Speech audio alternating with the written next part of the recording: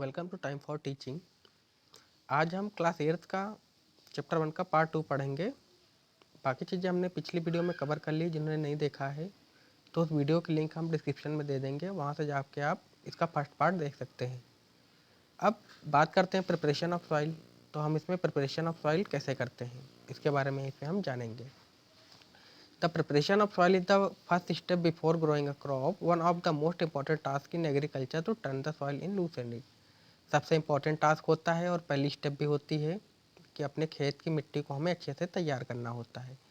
हल की मदद से या ट्रैक्टर कल्टीवेटर की मदद से इसको हम तैयार करते हैं, और इसलिए करते हैं ताकि मिट्टी हमारी लूज हो जाए। लूज मतलब नीचे के ऊपर, ऊपर के नीचे हो जाए, जिससे क्या हो जाता है हमारे प्लांट अच्छे से ग्रो कर पाते हैं। This allow the roots to penetrate deep into the soil. ये क्या करता है, जो रूट्स होती हैं उनको मिट्टी के अंदर तक जाने में मदद करता है। क्यों? क्योंकि अगर ढीली मिट्टी होगी तो आसानी से रूट जा पाएगी, अगर मिट्टी टाइट होगी तो रूट्स अंदर आसानी से नहीं जा पाते हैं। The loosened soils allow the root to breathe easily even when they go deep into the soil. अब क्या करता है, जो अपनी लूज मिट्टी होती है वो रूट्स को नीचे तक जाने देती है, प्लस रूट्स भी क्या करती हैं, ब्रीथ करती हैं, तो वो आसानी से ब्रीथ कर पाएँ, इसलिए खेतों की जुताई करना बहुत इंपॉर्टेंट होता है। अब यहाँ पर एक क्वेश्चन है, why does the loosen of soil allow the root to breathe easily.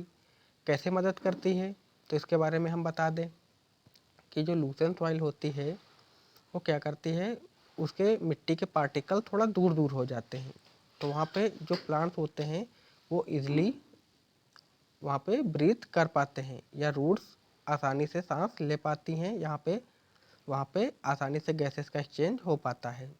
आगे बढ़ते हैं। The loosen soil help in growth of earthworm and microbe present in the soil. जो लूसन सॉइल होती है वो अर्थवर्म मतलब केचुए, माइक्रोब्स वो होते हैं जिनको हम माइक्रोस्कोप से देख पाते हैं। हमको अपनी नॉर्मल आई से वो हमको दिखाई नहीं पड़ते, वो मिट्टी में प्रेजेंट रहते हैं, वो वहाँ पे आसानी से ग्रो कर पाते हैं। These organisms are friends of farmers since they further turn the loosen the soil and add humus to it। अब ये क्या करते हैं, जो अर्थवार्म या माइक्रोब्स होते हैं ये आसानी से मिट्टी में ग्रो कर पाते हैं, प्लस ये फार्मर के फ्रेंड होते हैं। अब ये क्या करते हैं, लूसेंट सॉइल को आसानी से ह्यूम्स में कन्वर्ट कर देते हैं। जैसे कि कोई भी डिकम्पोज हुई चीज़, पत्तियाँ सड़ बढ़ गई, तो वहाँ पे वो आसानी से वर्क कर पाते हैं, या फिर केचुए आसानी से वहाँ पे ग्रो कर पाते हैं। But why the soil need to turn in loosened. अब इसकी रिक्वायरमेंट क्यों पड़ती है कि भाई मिट्टी को हम भाई क्यों खेत की अपनी जुताई करें। सबसे बड़ा क्वेश्चन यहाँ पर आता है कि हमको क्यों ज़रूरत पड़ती है। हम चाहे तो ऐसे भी बो सकते हैं, तब भी प्लांट उगेंगे। तो ऐसा इसलिए करते हैं, प्लांट तो उगेंगे लेकिन वो फिर अच्छे से ग्रो नहीं कर पाएंगे, या फिर जो हमारी फसल है वो अच्छे से उसमें उत्पन्न नहीं हो पाएगी। और इसका डीपली आंसर ढूंढने की कोशिश करते हैं। You have learn in the previous class, आपने पिछली क्लासों में पढ़ा होगा, that soils contain minerals, water, air and some living organism. आपने पिछली क्लास में ये पढ़ा है कि जो है सॉइल के अंदर minerals, water, air and some living organism, ये सारी चीज़ें यहाँ पर क्या होती हैं, प्रेजेंट होती हैं। जैसे कि मिट्टी में पानी भी होता है, एयर भी होता है, लिविंग ऑर्गेनिज्म मतलब सूक्ष्म जीव, ये सारी चीज़ें वहाँ पे प्रेजेंट होती हैं। In addition, dead plants and animal get decomposed by the soil organism। अब यहाँ पे ये बताया गया है, जो डेड प्लांट्स हो जाते हैं, जैसे कि कुछ पेड़ पौधे सूख जाते हैं, पत्तियाँ गिर जाती हैं, या फिर छोटे मोटे जीव जंतु जो खेत में मर जाते हैं, जैसे केचुआ डेथ कर गया, तो क्या करते हैं, मिट्टी के द्वारा डिकम्पोज कर दिए जाते हैं। वहाँ पे जो अदर माइक्रोब्स प्रेजेंट होते हैं वो उसको डिकम्पोज कर देते हैं, जो कि क्या करते हैं, अपने खेत की उपजाऊ क्षमता को बढ़ा देते हैं। In this way, various nutrients in the dead organisms are released back into the soil। हाँ, जैसा कि मैंने बताया कि जो डेथ एनिमल्स या प्लांट्स वहाँ पे होते हैं उनसे न्यूट्रिशन मिलता है हमको, वो मिट्टी को उपजाऊ क्षमता को बढ़ाने का काम कर देते हैं। These nutrients are again observed by plant। आगे क्या होता है, ये जो न्यूट्रिएंट्स जो डिकम्पोज होकर जो मिला होता है, ये हमारे पेड़ पौधे जो वहाँ पे उगते हैं, जो हम फसलें उगाते हैं, ये उनके द्वारा दोबारा से एब्जॉर्ब कर लिया जाता है, मतलब उसी से पेड़ पौधों को उनको ताकत मिल जाती है। आगे बढ़ते हैं। आगे लिखा है since only a few centimetres of the top layer of soil supports plant growth, turning and loosing of soil bring the nutrient rich soil to the top so that plant can use these nutrients. इसमें बताया गया है कि जो ज़मीन की ऊपरी कुछ सेंटीमीटर की परत होती है, सिर्फ वहीं पर पेड़ पौधे आसानी से ग्रो कर पाते हैं। क्यों? क्योंकि वहीं पर न्यूट्रिएंट्स की मात्रा ज़्यादा होती है, जो डिकम्पोज होती है वो मिट्टी में, वो उसकी मात्रा वहाँ पे ज़्यादा होती है, सिर्फ कुछ सेंटीमीटर ही। अगर हम किसी पेड़ पौधे को काफ़ी गहराई में, किसी आप सीड को अगर आप दबा देते हैं मिट्टी के नीचे, तो वो ग्रो नहीं करता है। वो क्या हो जाता है, वो वहीं पे डिकम्पोज हो जाता है और वो ग्रो नहीं करता। आगे बढ़ते हैं नेक्स्ट पेज पे। दस tuning and losing of soil is very important of cultivation of crop. तो आप समझ गए कि ट्यूनिंग, खेतों की जुताई खुदाई बहुत इंपॉर्टेंट होती है, क्योंकि वो पेड़ पौधे वहाँ पे अच्छे से ग्रो कर पाते हैं। आगे क्या लिखा है उसके बारे में पढ़ते हैं। The process of losing and turning of the soil is called tilling और प्लोइंग। इसका मतलब ये हुआ कि जो खेत की जुताई होती है उस प्रोसेस को हम प्लोइंग कहते हैं या फिर टिलिंग कहते हैं। This is done by the plough. Plough are made of wooden और आयरन। ये किससे होते हैं? प्लो से होते हैं। प्लो मतलब हल से होते हैं, ठीक। और ये किस चीज़ से मिलकर बने हुए होते हैं? वुड से मिलकर बने हुए होते हैं या फिर आयरन से। वुड मतलब लकड़ी, आयरन मतलब लोहा, दोनों चीज़ों का मिक्स करके बनाते हैं। If of soil is very dry, अगर मिट्टी जो है काफ़ी सूखी हुई होती है, इट में नीड वाटरिंग बिफोर प्लोइंग। तो उसमें हम क्या करते हैं, पहले खेत में पानी लगा देते हैं, जिससे क्या हो जाती है, मिट्टी अपनी नम हो जाती है। ताकि हमारे जो ओल्डेस्ट टाइम में क्या होता था, जो बैल से खेतों की जुताई होती थी, तो बैलों को ज़्यादा ताकत नहीं लगानी पड़े, वरना मिट्टी आसानी से खुदेगी नहीं। द प्लोइंग फील्ड में है बिग क्लम्प्स और सॉइल कॉल क्रम्प्स। खेतों के जो मिट्टी जो खुदती है हल के द्वारा, उसको हम क्या बोलते हैं? क्लम्प्स बोलते हैं।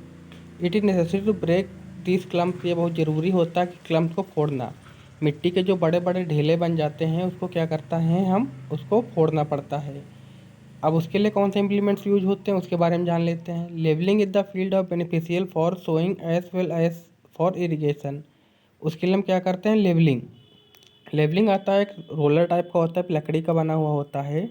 उससे क्या करते हैं, उस लेवलिंग से हम मिट्टी के ढेले भी फोड़ सकते हैं। प्लस उससे क्या करते हैं, जब खेत पूरा हमारा एक लेवल का हो जाता है, जो मिट्टी के ढेले होते हैं वो सारे फूट जाते हैं और मिट्टी थोड़ी सी भुरभुरी हो जाती है। उससे बेनिफिट ये होता है कि वो हमारा सोइंग में भी ईजी हो जाता है, कि मतलब बराबर खेत होते हैं तो अच्छे से फसल उगती है। प्लस जब इरिगेशन का टाइम आता है, पानी लगाने का समय आता है, तब भी हमारा खेत हमको पूरा प्रॉपर बराबर मिलता है। Levelling of soil is done with the help of leveller. Levelling किससे डन होता है? ये लेवलर एक इम्प्लीमेंट आता है, उसके द्वारा इसको हम खेत को बराबर कर लेते हैं। लकड़ी का बना हुआ होता है, अक्सर आप लोगों ने देखा होगा ट्रैक्टर के पीछे वो लकड़ी का पार्ट रहता है या फिर लोहे का पार्ट रहता है, जो काफ़ी वेट होता है, तो वो क्या करता है, मिट्टी के ढेलों को फोड़ता रहता है। आगे पढ़ते हैं। Sometime manure is added to the soil before tilling. काफ़ी टाइम ऐसा होता है कि मैन्योर खाद होती है, जो मैन्योर मतलब गोबर की खाद, फर्टिलाइज़र मतलब केमिकल वाली खाद, डीएपी यूरिया हो गई, तो मैन्योर मिक्स कर देते हैं। इससे क्या होता है, this help in proper mixing of manure with soil.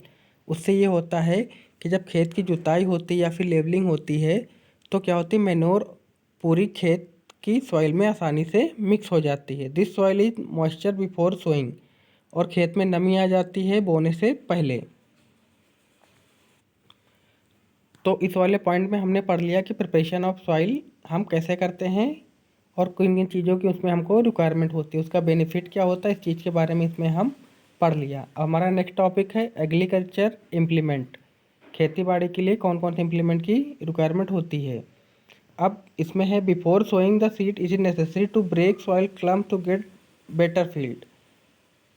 फसल बोने के लिए हमें ज़रूरी होता है कि अपने खेत के जो क्लम्प्स हैं, मतलब मिट्टी के जो ढेले पड़े रहते हैं, उनको हम आसानी से ब्रेक करें या फिर तोड़ें। मतलब मिट्टी हमारी एकदम प्लेन होनी चाहिए, भुरभुरी होनी चाहिए। This is done with the various tools. इसके लिए बहुत से तरीके होते हैं या फिर बहुत से टूल्स आते हैं जिनकी हेल्प से हम ये करते हैं। The main tool use for the purpose of plough, hoe and cultivator. इसके लिए तीन सबसे इंपॉर्टेंट होते हैं। पहला प्लो होता है, हल। दूसरा हो, फिर थर्ड नंबर पे आता है अपना कल्टीवेटर। ये यहाँ पे डायग्राम ही बना हुआ है अपना प्लो का। इसमें क्या होता है, ये लकड़ी का बना हुआ होता है और आगे एक मोटी सी पत्ती लगी हुई होती है मेटल की, जो क्या करता है, मिट्टी में चलता रहता है। ये ओल्डेस्ट टाइम में यूज करते थे जब जब बैलों से खेतों की जुताई होती थी। चलिए और इसको ज़्यादा डिटेल से जान लेते हैं। अब प्लो, प्लो क्या होता है इसके बारे में अच्छे से हम जान लेते हैं। This is being use for since ancient time for tilling the soil. ये काफ़ी पुराने समय से यूज किया जा रहा है खेतों की टिलिंग के लिए, मतलब खेतों की जुताई के लिए। Adding fertilisers to the crop, removing the weeds and tuning the soil. इसके द्वारा हम और क्या क्या कर सकते हैं, इसमें हम इसके द्वारा हम क्या करते हैं, जो खेतों में वीड्स होते हैं, वीड्स मतलब अननेसेसरी प्लांट जो हमारे खेतों में उगाते हैं, घास के पेड़ जो उगाते हैं, उनको सबको रिमूव करने के लिए काम आता है। प्लस जब फर्टिलाइज़र मिक्स हो जाती है तो ये और आसानी से उसमें चल पाता है। This is made of would and it drawn by pair of bulls और अदर एनिमल, हॉर्स या कैमल। अब ये किसके द्वारा चलता है, ये ओल्डेस्ट टाइम में बैलों के द्वारा चलता है, हालांकि अभी भी बैलों के द्वारा ही चलता है। या फिर और भी एनिमल्स इसमें हम यूज कर सकते हैं, हॉर्स या कैमल, बट इसमें क्या होना चाहिए, पेयर होना चाहिए। मतलब दो दो एनिमल्स हमारे पास होनी चाहिए। जैसा कि डायग्राम में दिया हुआ है, दो एनिमल्स की हेल्प से इसका यूज किया जा रहा है। ठीक है, और आगे पढ़ते हैं इसमें क्या है।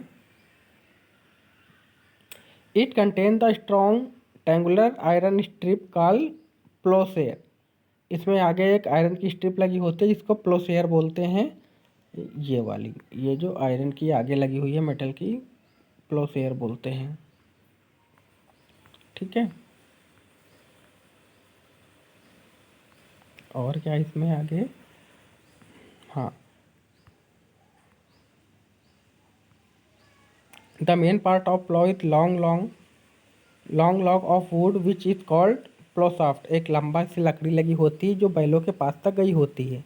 There is a handle of one end of shaft shaft पे एक हैंडल लगा होता है जिसको हम किसान उसको पकड़ के चलाते हैं। The other end attach with the beam with the place on the bull's neck. एक बीम लगा होता है जो बैलों की गर्दन के पास जाके फंस जाता है। One pair of bulls and man can easily operate the plough. इसको क्या होता है कि इसको एक पेयर चाहिए होता है हमें बुल्स का, और एक फार्मर इसको आसानी से ऑपरेट कर सकता है, जैसा कि डायग्राम में अपने बना हुआ है फिगर 1.1 में। ये देखिए, यहाँ पर ये बीम लगा होता है, लकड़ी का बना हुआ होता है, और ये प्लो सॉफ्ट होता है जो लंबी सी लकड़ी एक लगी होती है हल से बैलों के बीच में, और प्लो सॉफ्ट नीचे लगा होता है जो कि मेटल का बना हुआ होता है, जो क्या करता है, हमारे खेतों की खुदाई करता रहता है। The ingenious wooden plough is increasingly belong replaced by iron plough nowadays. अब इसमें क्या होता है, जो पुराने समय में जो हल चलते थे लकड़ी के हल, अब उनके जगह पर क्या हो गए हैं, वो रिप्लेस हो गए हैं। अब क्या चलते हैं, लोहे के हल चलने लगे हैं। क्यों, लकड़ी की जो लगे होते थे हल में, जो लकड़ी लगी होती थी वो जल्दी ख़राब हो जाती थी, और लोहे के जो हल होते हैं वो जल्दी से ख़राब नहीं होते हैं, इस वजह से उनको अब रिप्लेस कर दिया गया है। हो क्या होता है, it is a simple tool which is use for removing weed and from losing the soil. हो से क्या करते हैं हम, वीड्स को रिमूव करते हैं। वीड्स मतलब खरपतवार जो खेत में उगाते हैं उसको हम रिमूव करते हैं। प्लस लूजिंग ऑफ सॉइल, ये क्या करता है, लूज कर देता है सॉइल को। इसकी और प्रोसेस में क्या होता है, मिट्टी के बड़े बड़े ढेले साइड में ये करता जाता है, मतलब सीधे अगर चलता जा रहा है तो मिट्टी पूरी पलटती जाती है, मतलब खरपतवार नीचे हो जाते हैं, मिट्टी ऊपर हो जाती है, फिर वो मिट्टी सड़ जाती है, तो उससे वीड्स भी रिमूव हो जाते हैं और मिट्टी भी अपनी लूज हो जाती है। It has a long rod of would और आयरन। इसमें भी एक लंबी सी छड़ी टाइप की लगी होती है, मोटी सी, जिसको बैलों के गले में जो फंसती है, वो लकड़ी की भी बनी हो सकती है या फिर आयरन की। A strong board and bent plate of iron to fix is one in. अब इसमें क्या होता है, एक मजबूत लोहे की एक प्लेट फिक्स होती है एक इंड में, उसके नीचे की तरफ। अभी डायग्राम देखेंगे तो हमको समझ में आएगा। ये देखिए यहाँ पे जो डायग्राम बना हुआ है हो का, इसको देख के समझिए कैसे होता है। इसमें आगे की तरफ जिसमें प्लॉ में जैसे बीम लगा होता है तो वैसे इसमें लोहे का बीम लगा होता है, और वहाँ पे लकड़ी की रॉड लगती थी, इसमें क्या होता है मेटल की रॉड लगती है। और एक ग्रिप हैंडल लगा होता है जिसके द्वारा हम हल को पकड़ते हैं। नीचे की तरफ एक चौड़ी सी ब्लेड लगी होती है जिसके द्वारा मिट्टी को एक साइड में ये करता जाता है। ये वर्क हो गया अपने हो का। अपना नेक्स्ट टॉपिक है कल्टीवेटर। अब पुराने समय में क्या होता था, बैलों से पूरे वर्क होते थे या फिर कैमल से या फिर हॉर्स के द्वारा वर्क करते थे, तो काफ़ी ज़्यादा लंबा समय लग जाता था। लेकिन नाउ अडेज अब हलों की जगह पर बैलों का यूज ना करके अब हम लोग क्या करते हैं, ट्रैक्टर का यूज करते हैं। इसके बारे में ज़रा आप समझ लेते हैं कल्टीवेटर क्या होता है। नाउ अडेज ploughing is the done with tractor driven cultivator. हाँ, आज के समय में क्या हम क्या करते हैं, ट्रैक्टर की हेल्प से पूरे खेतों का वर्क करते हैं, उसकी जुताई खुदाई हम सब उसी से कर लेते हैं। The use of cultivator save labour and time. अब इससे क्या होता है, ये हमारा लेबर का भी कॉस्ट बचा देता है। मान लो हमारे पास ज़्यादा ज़मीन है तो हमको ज़्यादा लेबर लगाने पड़ेंगे, बैल भी चाहिए, और ना अवेलेबल हुए तो फिर हमारी फसल लेट हो जाएगी। प्लस लेबर कॉस्ट जो आती थी उसको भी रिड्यूस कर देता है। मतलब जहाँ पर हालों से हमें काफ़ी समय लगता था, वहाँ पर ट्रैक्टर हमारा समय पूरा बचा देता है। 1.1 के सी डायग्राम में ये बना हुआ है। इससे आप लोग अच्छे से फेमिलियर भी हैं, आप लोग जानते भी इसके बारे में।